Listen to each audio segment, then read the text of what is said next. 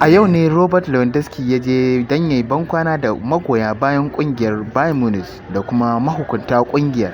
sai dai a rashin sa'a da kuma nuna zafin tafiyar dan wasan, wasu daga magoya bayan wannan kungiya yayin da yake bankwana da su suna ambatar Real Madrid ko kuma da ce taken nan na Real Madrid, inda suke cewa da shi Hala Madrid, Hala Madrid.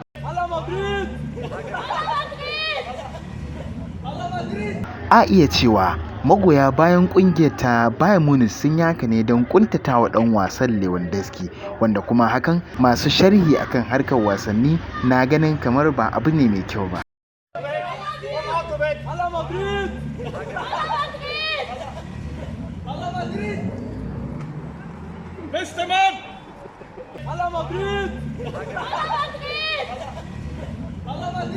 Ko me zai faru yayin da ɗan wasan ya fuskanci ƙungiyar a lokaci na gaba a matsayin ɗan wasan Barcelona?